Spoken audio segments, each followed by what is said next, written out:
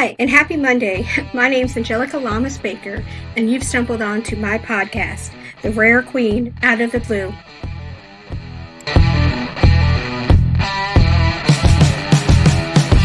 Hi, and welcome again to The Rare Queen Out of the Blue. I'm Angelica Lamas Baker. I think this is episode 6, and we're going to talk about sympathy versus empathy, how that applies to everyday life, how that applies to having a rare or chronic condition, just in general, how it applies.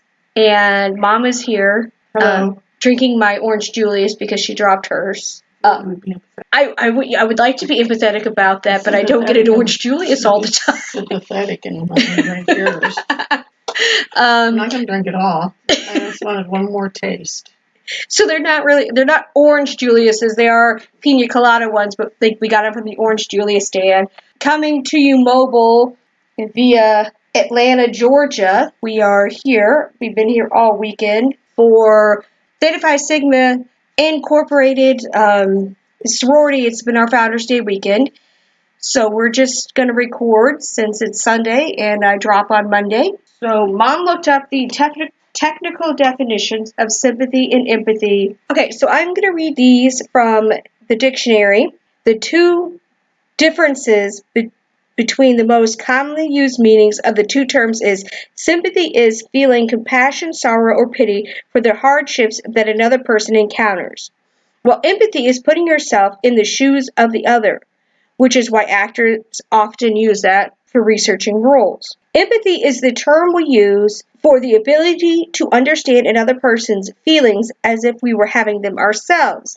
Sympathy refers to the ability to take part in someone else's feelings, mostly by feeling sorrowful about their misfortune. So the relationship dynamic is, in general, sympathy is when you share the feelings of another. Empathy is when you understand the feelings of another, but do not necessarily share them. And the overall benefits that they say, like in the dictionary in most places, say is empathy is stronger than sympathy. It is the ability to put yourself in the place of another and understand someone else's feelings by identifying with them. With empathy, you put yourself in another's shoes, often feeling things more deeply than you would if you just felt sympathy for that person. Okay, take 3. I want to apologize prior. I'm kind of doing this old school with my computer's mic because for some odd reason my mixing board is not turning on, and we are mobile here in Montgomery, or not Montgomery, why did I say Montgomery? In Atlanta, Georgia. And so those were the definitions that the dictionary and blogs and things give to sympathy versus empathy. And they say that empathy is the stronger of the two, which is true, because empathy is the ability to feel what the other person is feeling. You have those people that say that they're empathic because they feed off other people's energy and stuff like that, and that's what that means. I'm not saying that's what people necessarily do, whatever your beliefs are, but that's what it is. And the reason why this topic I kind of chose this topic, and I've been working on this topic for a little while, it's still recording, is because I've been talking with one of my sorority sisters because she's struggling a bit with her family and her friends in receiving some diagnosis recently that are going to be some chronic conditions, most likely some rare conditions that are not what is classically considered curable, whereas some of it is treatable where she can maintain a lifestyle and a quality of life. It's going to be her everyday norm from now on. So not only is she dealing with the everyday change norm of COVID, she's got all this going on, and then on top of it, they are stationed abroad. So she has been kind of stuck on the military base they are currently residing and trying to get treatment there and trying to figure everything out. She's been kind of talking with some friends and some family, and of course family, as a person who suffers from a chronic condition, a couple of chronic conditions, it's always a kind of a go-to for, I say this like it's the same kind of response like when you say there's been a death in the family. Your immediate automatic response, like you're a robot, is you give your condolences. Oh, my condolences. I'll pray for your family and you during this hard time. It's just sort of that automatic response where when someone tells you that they are quote unquote sick, your automatic response is, I will pray for you to get healed, or let me pray for you to get better, or whatever your belief is. And so she's been listening to my podcast and kind of talking with me back and forth, and bouncing back and forth, because she's just trying to struggle, because she's trying to take the road of acceptance and be positive about it. That, yes, this means it's going to be a change in my lifestyle and our style and our life and all this, but that doesn't mean that I'm any different of a person than I was before, and that you need to understand. And she spoke with me and said that, some of her family was kind of upset about that. Like some of her friends and some of her family didn't understand. You mean you want to be sick? Because if you pray to get healed, then you won't be sick anymore and you won't be suffering. Well, here's the problem with some of that logic from my perspective. It's what it is, but to me, most, and what I know of, most chronic conditions, most rare conditions, are genetic for the most part. They are something that is ingrained in your DNA, that either happens at birth, that they discover through newborn screening, or throughout your life at some point there is some catalyst to make that condition known. But it's always been there below the surface. So it's always been a part of who the person is, and it is a part of their DNA. It's not like cancer or something, some disease that they have contracted along the way. So it's not something that's necessarily always negative. Is it hard? It's totally hard. But that doesn't mean that it's not completely livable. And so I spoke with her about, well, there's a difference between sympathy and empathy. You have to allow those people who are trying to empathize with you to do that. And you have to find those people for your own mental health and emotional health that are going to empathize with you rather than sympathize. By that I mean your family is sympathizing with you because they understand that you're going through this pain, they understand that you're going through this process. They can't put themselves in your shoes because they've never had to experience it themselves, and this may most likely be the first time that they have ever experienced having to go through this transition of taking care of or helping someone who is going to be chronically ill or have a chronic condition. And I really hate using the word ill. That's how people think about it. It may be their first experience with that. So it's kind of hard to put yourself in an empathetic position. But in life, you kind of want to be empathetic. I'm not saying that you should go and break your leg because you want to feel what it feels like to not have the ability to walk or to be stunted in some way. It's the old adage, walk a mile in my shoes. It means a whole lot more to speak with somebody who can put themselves in your position than someone who does not understand. But in the same sense, I also told her, you need to be okay with those people who are trying to be sympathetic because they're doing the best they know how to do currently. That will grow, that will change, and that will evolve if you allow it to, if they allow it to, if they are open to it.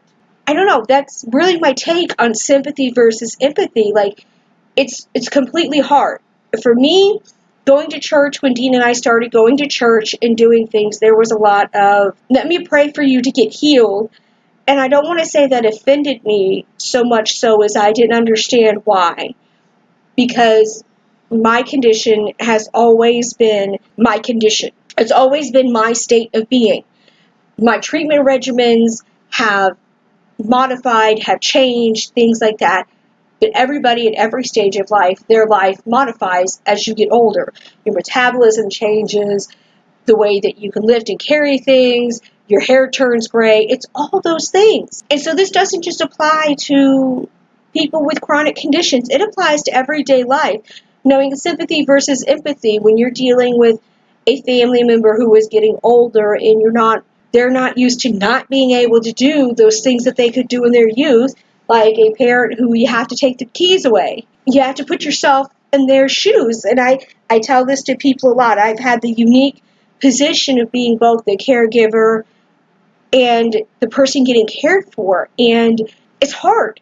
it's hard to tell someone who has been overly independent all of their life because either they haven't been married or they haven't been married for a long time now because the other spouse has died or because of divorce or for whatever reason, and they become incredibly independent. They like going to the grocery store, they like doing these things, and let's face it, you like to feel useful. Everybody likes to feel useful.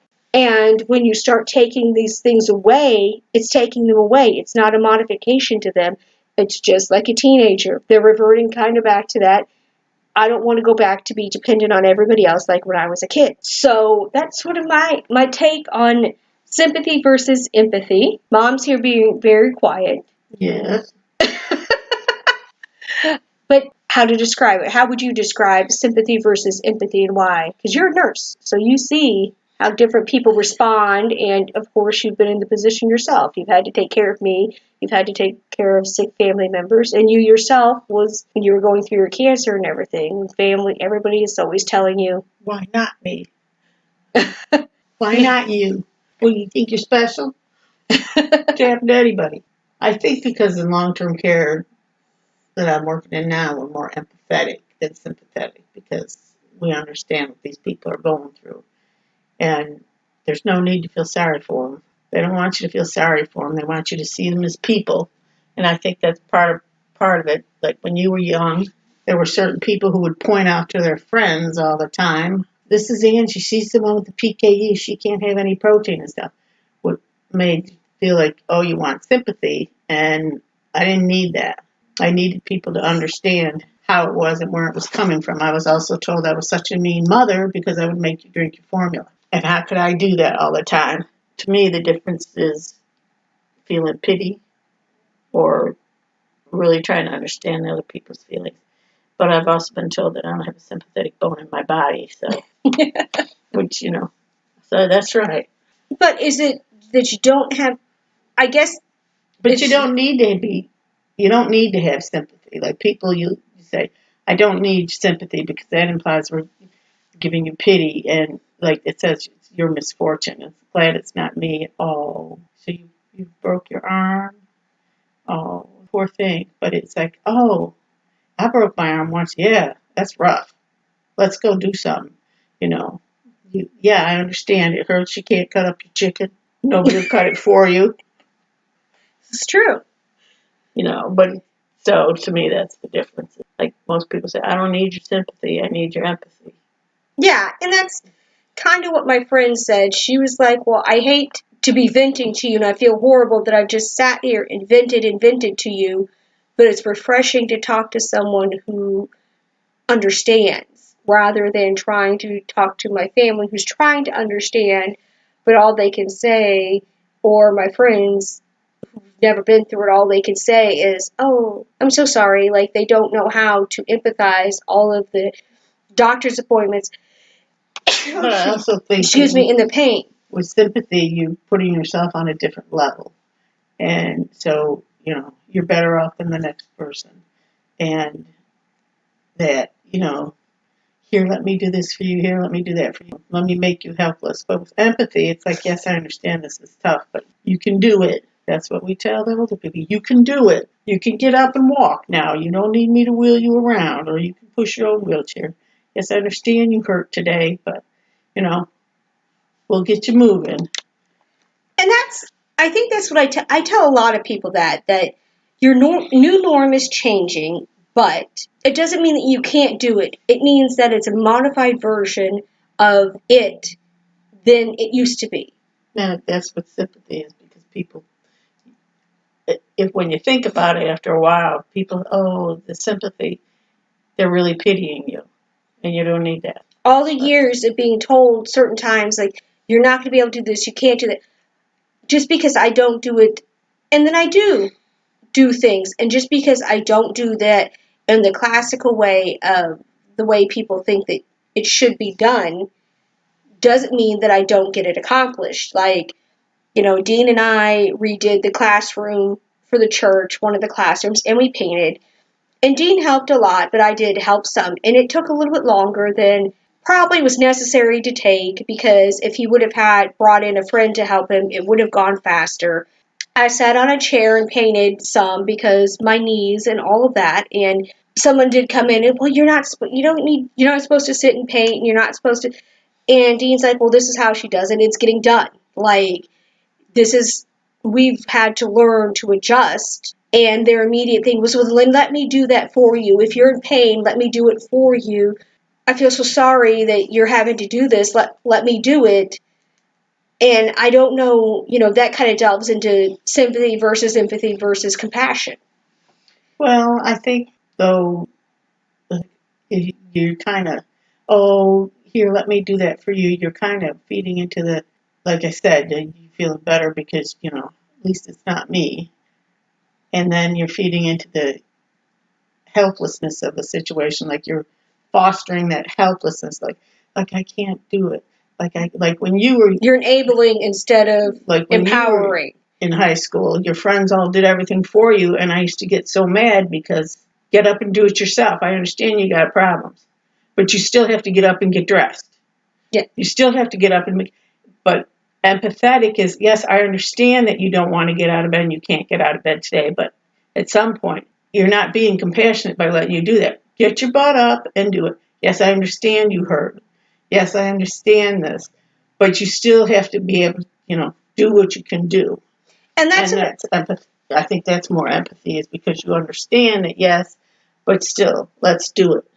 And that's what I tell a lot of people, that even if you deal with chronic depression and all that sort of stuff, and it's not necessarily fibromyalgia or MS or PKU or some of the things that I deal with. I mean, depression is one of the things that it's predisposed in our family. So I don't know a family member of ours that doesn't really, in some way, shape, or form, suffer from some part of depression.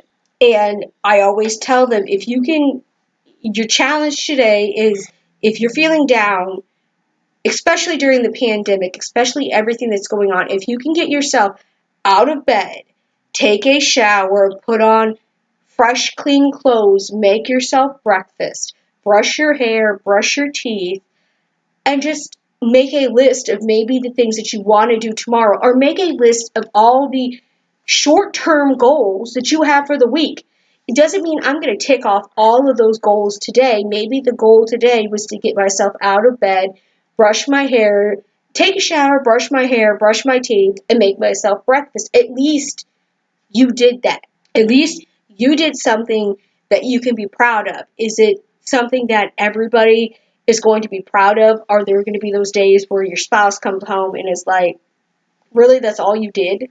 Like, you couldn't go and do, the laundry, or you couldn't do this. This is what I could do today. Now, if it becomes a problem where this is the only thing that you can do for days and days and days on end, then obviously that's when you need to seek some other sort of maybe outside help. It doesn't hurt to go talk to somebody.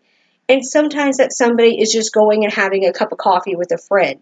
Like, my friend needed to vent. She needed to vent to someone who can put themselves in her shoes. Again, I can kind of put myself in her shoes, because even with my PKU, my diet is modified, that sort of stuff is modified. With everything being, if I had everything in check my entire life, I had been on my treatment my entire life, some of my things would be a little bit different, but I don't know that, because of the types of treatments that we had as when I was a kid and growing up. Of course, it's gotten better now, but because of what we had and what we knew then, do I think that the arthritis and the depression and all those things would not exist? I don't think so. Do I think that maybe they wouldn't exist to the extent they exist now? Maybe. But they exist, and so this is my normal. Mom hates that term, the new normal. Goodness. Mom, because that's what everybody says. This is the new normal. Okay, first of all, normal is subjective, okay? Normal is what normal is to you. My normal isn't your normal, isn't their normal, isn't her normal. So that is one of Mom's pet peeves, is this is the new normal. Because it's just a way that you're modifying your life. It's not a new normal, it's just a new stage in your life. But the the definition to compassion is compassion means that your feelings have prompted you to take action to relieve the suffering of another person. And I guess when we talk about that, that kind of speaks to what Mom was talking about when does compassion become enabling? Because enabling means that you are in some way helping that person to not help themselves. And as a life coach, as an empowerment coach, as a mindset coach, people come to me for help, and I tend to give it for free sometimes. But the point being is people come to me for help. I help them align the tools that they already have and their goals, and to help them understand these things, that they have everything they need to achieve their goals. I can only go so far if you won't take those steps yourself. At some point, I'm enabling you to continue the behavior that doesn't allow you to be successful or to grow and to progress. It's a process. So, when does compassion become enabling? Obviously, compassion is better than enabling somebody. It's been really refreshing to be here this weekend. I do have to say that. I did get to finally face to face get to meet my line sisters with Theta Phi Sigma here in Atlanta. And quite a few of us were here, actually. There were 24 of us that crossed over, and I want to say we had probably 10 or 15 of us here. I mean, we had a few hotel rooms. There were groups. We came from all over.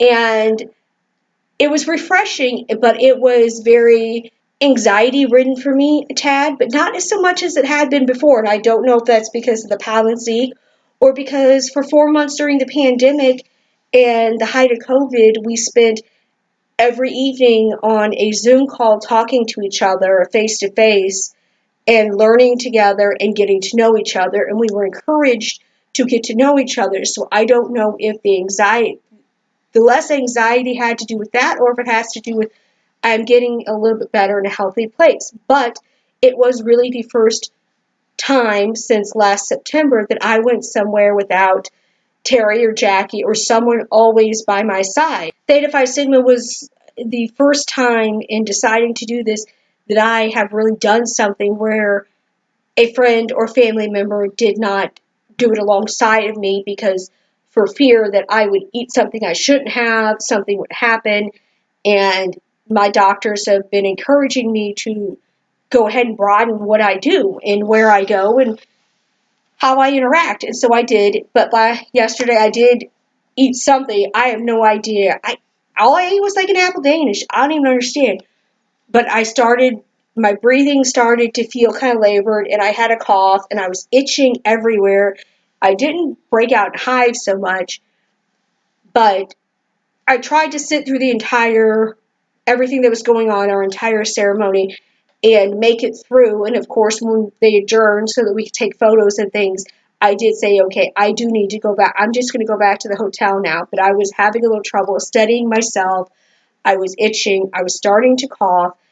And obviously, they all got concerned. It wasn't so much concern that we're enabling you to do this, and there was no panic. There was no anxiety about it. They were very compassionate to me, and they insisted to drive me back to the hotel because I had driven myself, and they insisted they wanted to make sure I got up to the room and let Mom know what was going on. And so to me, that was more compassion than enabling. They did check on me throughout the afternoon, throughout the evening. I was sleeping most of the day because I ended up taking some allergy medicine. I don't know. I guess to me that's a little nerve-wracking because, of course, Mom, when I finally wake up, well, what did you eat? Are you sure it didn't have this in it? What did you eat? Like, I had an apple Danish. You're the one that brought up the nuts, and I tasted it did have they could have had residual. It did have a weird taste to me, and then I start thinking some places, and I don't think about that when I'm traveling. Some places cook with peanut oil or different things. I'm just kind of used to it being said that, hey, it was cooked with this. So I don't know what the reaction was. I don't know how it happened, and that sometimes is just what it is when you have a chronic condition with your autoimmune, that you just sort of have a flare sometimes. But I was very thankful for that. I was very thankful for the interaction I had, and that they were okay with it. That was one of the biggest things when I decided to start this process was, I tried to set expectation that I really want to be a part of this, but I have this thing. And of course, they were always like, well, why does this thing stop you from doing it? It may just not be the same way that we're used to. So, sympathy versus empathy versus compassion. I don't know. Are nurses more compassionate or are they more empathetic? Well, it depends. Nurses are flawed too. And it depends on, are you in it for the money or are you in it because you genuinely want to help, genuinely care for people? But I used to work inside too, and we kind of throw that sympathy and empathy out because, you got to be firm with some of those people in mental health. Firm but fair. But I think as a general rule, when they're working, nurses are more empathetic and be empathetic. But I've also seen and heard of some instances, like with one of your cousins one time, and he was in the hospital and his mother heard the nurses back in the room joking and making fun of him. I mean, we all have to blow off steam and we all have our limits, and doctors and nurses, they can make the worst jokes because when you deal with sickness and death, you have to, that gallows humor kind of, you have to kind of just sometimes let it out. But I think as a rule, most of them I know now are pretty empathetic. Well, and I think I get that a lot. Like, people think that I joke about my PKU and things because I do remind people on occasion I'm brain damaged. Like, I do have some little bit of brain damage. I do have some memory issues. I do on occasion still have a little bit of a tremor, and I make a joke out of it. I make it lighthearted, and people when they first meet me, I feel like they're kind of put off by that. Like, you're making fun of yourself, or you're making fun of. It's just my way, I guess, of dealing and processing with it. But if I can't laugh at myself in some of the situations, like freaking losing my hotel key like 5 billion times this weekend, or I don't laugh at that. Mom does not laugh at that because she has to get out of bed. Mine gets very annoyed at that kind of stuff. Because put your stupid keys on your key ring. It was in my purse. You know what? It isn't even a regular key. You have It's a a little wallet. card. You have a wallet. You can't put them with your credit cards because it demagnetizes them. So anyway, But, and I have locked myself out of the house, but that possibly is because Dean has automatic locks on the door. Like, I go outside in the front yard to grab something, and then the door closes behind me. And when the door automatically locks, you don't think about it. But, it's just those little things. I guess my take is, and I guess if we want to put it on a theological spin, or I know that some people do listen because they do like it when I try to put in scripture and things like that, because this is part of what I do. My ministry is outreaching to special needs people, and I like to remind people that special needs is not what people think classically special needs is. When you think of a special needs ministry, you think of somebody who has Down syndrome, somebody who is autistic, cystic fibrosis, those things that you can see. Can't see cystic fibrosis. Not cystic fibrosis. What's the one? What am I thinking of? Anyway, being blind, those things that you can see are the things that most people think of special needs. You don't think of the things that everyday people deal with all the time: death, marriage, birth, and all that. Like, a special need is just something that changes your lifestyle and changes your experience of everything. It's something that is not expected because you think that life is going to go smooth sailing, and then you hit this bump, and that bump is a special need. Truth be told, the Bible speaks more on empathy and compassion rather than sympathy. You don't need sympathy. Sympathy implies pity. I don't need to pity you. I don't need you to pity me. I need you to understand. And I need to understand where other people are coming from, which I think I've done a lot better in recent years than, of course, sometimes when you're young and you're like, early 20s, teens, let's face it, some people aren't very worldly and you don't know. So you don't understand. But as you get older, you think back and you think, what a jerk I was. Well, yeah, I mean, that's part of being So, a kid. Like, every kid is yeah. like, And it's learned. These things are learned. Like, if you don't have taught empathy, you're not going to be empathetic. I mean, come on. well, that's nature versus nurture, which is a You whole know. other Freudian conversation. Although some people do. They're like, I didn't have a lot of that growing up, so they It is. flip It's the opposite and do.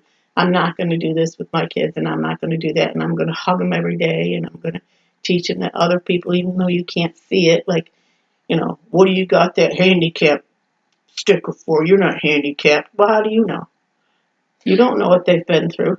Yeah, I mean, there's that, and that is sort of what I mean. CFO actually spoke on that today. That it's a generational curse. I mean, there are those generational curses that everybody sees as alcoholism, abuse, all those sort of things, and or being the first person in your family to go to college or like to feel worthy of going to college. Those generational curses. People don't think that empathy and all those things are a generational curse. That some ethnicities, some cultures are not necessarily always inherently taught to be empathetic.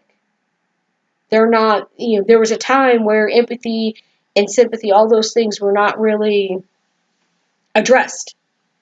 It was just how it was, and that's the way it is, or you did what you did. So that's definitely is a generational curse, and you learn to get better. And of course, your goals are all, as a parent, your goals are always to raise your kid But you with always things have you to, didn't have. like, the potato famine, World War II, World War One. You pulled yourself up by your bootstraps. The Depression, Great Depression. We haven't had, this is the first time we've had some major, well, besides 9/11, some major worldwide, this COVID and quarantine. So what do we know? But past generations, you clumped together with your family. You didn't go out. You didn't do this. You didn't do that. You sucked it up, pulled yourself up by your bootstraps, tightened that belt, and got on with life. By golly. And you walk to school uphill both ways in the snow. And that's all there is to that. So yeah, the Bible actually says empathy is the way to go. Obviously, compassion. You should be compassionate for your fellow man. But the Bible actually promotes empathy over sympathy. And I have a couple of passages. 1 Peter 3:8. All of you be of one mind. The one mind that the Apostle Peter refers to in this passage is the mind of Christ, which is what all Christians aspire to have. But Peter's call for unity among believers cannot be answered without empathy and understanding.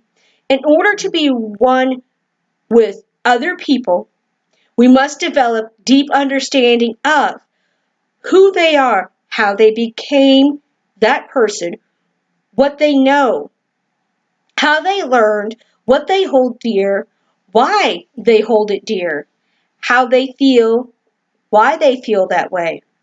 According to Peter, oneness is created by treating one another with compassion, love, tenderness, and courtesy. Four qualities that lie at the heart of being empathic. So, really, compassion is a cornerstone of empathy. Now, Romans 12:15 says, "Rejoice with those who rejoice, weep with those who weep." Those who rejoice usually do so because good things are happening in their lives. If we're not careful, other people's rejoicing can trigger feelings of competition and jealousy. That's another episode. Jelly. The urge to top others with stories of our own successes or to wallow in the envy because we don't have as much to rejoice can be hard to resist. Those who weep usually do so because they suffered a devastating loss or misfortune. That can create a messy emotional landscape. It's clearly impossible to tread into the lives of hurting people without getting our hands dirty. The urge to stay out of the mess, to send our thoughts and prayers from a safe distance, can be hard to resist, which is empathy. I'm going to send my thoughts and prayers which is sympathy. I'm going to send my thoughts and prayers to you, but I don't want to get my hands dirty with you. I don't want to be down in the trenches with you, which is empathy. I'm going to get down there with you. But that's not what empathy is. And that's not what God has called us to do. He's called us to be empathetic. John 11:35. Mom, do you know what this one is? No. It's like literally the shortest scripture. Jesus wept. Okay. Jesus knew he was going to raise Lazarus from the dead. So technically speaking, he knew there was no reason for Lazarus' loved ones to mourn. He knew that in a matter of minutes, their tears would turn to joy. So Jesus would have been excused for rolling his eyes and shaking his head over the people's reaction to something so temporary. Yet Jesus didn't give Lazarus' mourners the side eye. He didn't try to talk them out of their grief. He didn't chide them for their lack of faith. Jesus saw people who were hurting and made him hurt too. He empathized so strongly with those who were mourning that he wept. Empathy. Hebrews 4:15. We do not have a high priest who cannot sympathize with our weakness. The book of Hebrews presents Jesus as a defense attorney of sorts. He represents his followers before God, the judge, while Satan, the prosecuting attorney, levels charges against us, demanding that God punishes our sins. Jesus rebuts his accusations by reminding God that Jesus' blood covers our offenses. What makes Jesus an especially effective counselor and defender is his experience on the earth. He expertly represents us before God because he empathizes with us. He knows what it is to be tempted and weak. He understands us because he experienced what we experience and endured what we endure. So, yeah, the Bible says that empathy is better than sympathy because that is one reason for Jesus' role here was to be one of us. That's right. And so that he can understand because he sits at the right hand and speak for us. So we have to allow that to happen, and we have to allow ourselves to be empathetic to everybody that we meet and not be so quick to judge. So I think that is our episode for today, because I believe that I've been promising all week, and we're going to the pool and the hot tub. Mm-hmm. So we're going to go to the pool and the hot tub. Judgment is another episode. Judgment is another episode. So I hope you guys have a great week, and love you all, and we will talk at you later.